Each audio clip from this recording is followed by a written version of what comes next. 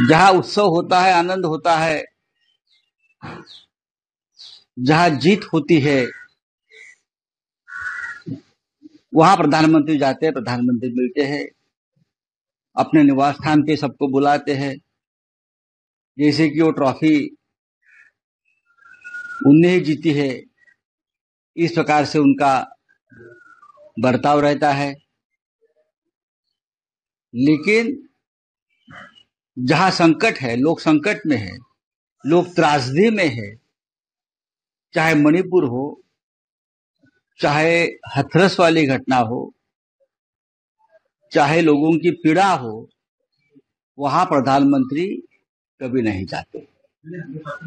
क्यों नहीं जाते पता नहीं।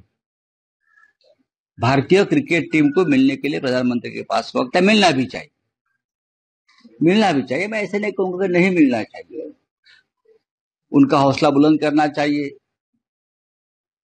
उनको आशीर्वाद देना चाहिए। लेकिन जहां से, जिस राज्य से आप लोकसभा में चुनकर आए हो, उस राज्य में इस देश की सबसे बड़ी त्रासदी हुई है, वहां आप नहीं जा सकते, मणिपुर में नहीं जा सकते, तो क्या कर सकते हैं? यही प्रधानमंत्री हमारे, उनको झेलना पड़ेगा।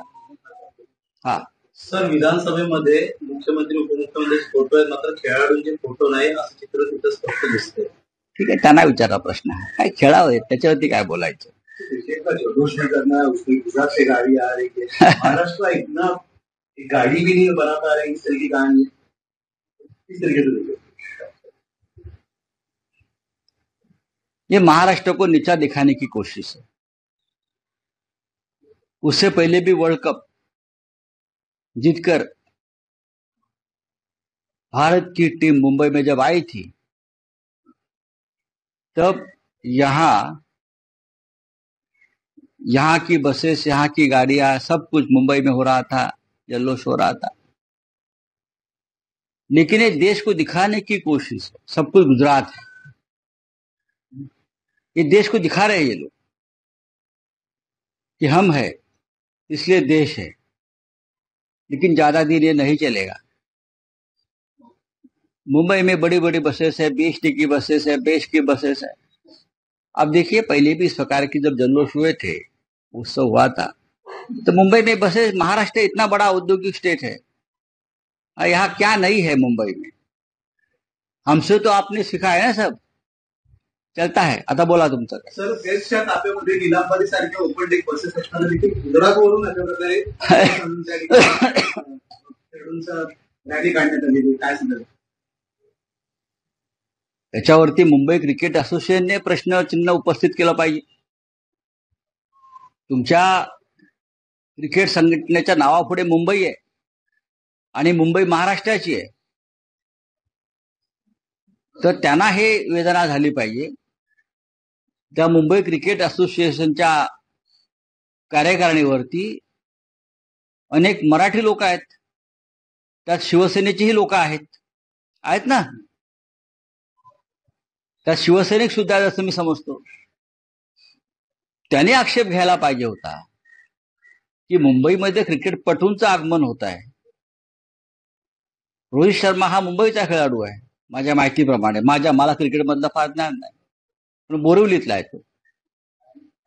बरेचसे खेळाडू मुंबईतले आहेत, मुंबई इंडियन्सचे आहेत, पण त्यांच्या स्वागतासाठी तुम्हाला गुजरातवरून बस आणावी लागते।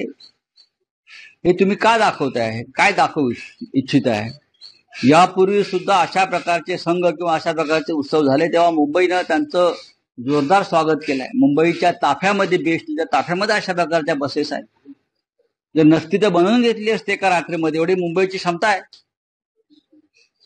पण खास गुजरातवरून बस पाठवण्यात आली, म्हणजे गुजरात आहे म्हणून देश आहे हे दाखवताय का? की सब कुछ गुजरात? बनारसमध्ये मोदी यांना जो पराभवाचा सामना म्हणत नाही, पण जो निसटता विजय त्यांना मिळाला आणि पराभव होता होता वाचला, तो ह्यामुळे वाराणसी मधली सगळे ठेकेदारी गुजरातच्या लोकांच्या हातामध्ये। माझा प्रश्न संपलेला नाही, उत्तर संपलेलं नाही। ही सगळी ठेकेदारी वाराणसी मधली गुजराती लोकांच्या हातामध्ये, लहान लहान अगदी प्लंबर पासून ते पुलाच्या ठेकेदारापर्यंत, दुकानदारी, हॉटेल्स, त्या चिडीतून वाराणसीच्या लोकांनी मोदींचा पराभव करण्याचा प्रयत्न केला. मोदी थोडक्यात बचावले. आणि मुंबईत सुद्धा भारतीय जनता पक्षाचा दारुण पराभव याचमुळे झालेला आहे.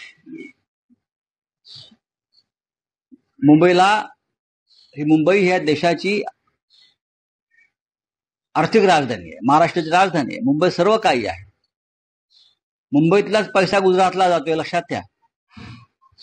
इथूनच लूट होते आणि तिकडे जाते. त्याच्यामुळे ठीक आहे, एक बस आली त्याच्यामुळे का फरक पडत नाही, पण ही वृत्ती दिसते. बोला. मनसेने आरोप केले आहेत आदित्य ठाकरेंना केमशो मध्ये गायब करतील, मात्र हे चालत नाही. ठीक आहे ना, आदित्य ठाकरे याच्यावर समर्थन द्यायला, उत्तर द्यायला समर्थ आहे. बरं, आमचं गुजराती समाजाशी भांडण नाही, गुजराती भाषेशी भांडण नाहीये. वारंवार आम्ही सांगितलंय, मुंबईमध्ये मराठी आणि गुजराती हा वाद गुजरातच्या राज्यकर्त्यांनी मोदी शहांनी लावलेला आहे, आम्ही नाही लावला. आणि तो वाद नाहीये. मराठी आणि गुजराती हा वाद मुंबईमध्ये असूच शकत नाही. किंबहुना हिंदुहृदय सम्राट बाळासाहेब ठाकरे यांनी वारंवार सांगितलेलं आहे, तुमची लक्ष्मी आमची सरस्वती यांची युती झाली तर आपण देशावर राज्य करू. केमछो वगैरे वगैरे आहेत ना, हे आता हे फालतू धंदे बंद करा. चाटुगिरी जी आहे भारतीय जनता पक्षाची ते आपण दाखवली आहे करून. पण ही वृत्ती आहे. मुंबईमध्ये सर्व काही असताना तुम्हाला गुजरातमधून या गोष्टी का आणाव्या लागतात, हा मुंबईला कमी दाखवण्याचा प्रयत्न. प्रकाश आंबेडकरांचे कार्यकर्ते नाराज झालेले, ऑफिस फोडण्याचा इशारा दिला वसंत मोरेंचा. आता इतरांना ते प्रकाश वसंत मोरे नाही, मी त्याच्यावरती काय फार भाष्य करणार नाही. मुळात वसंत मोरे हे ज्या पक्षात होते तिथे ते निवडणूक लढायला गेले.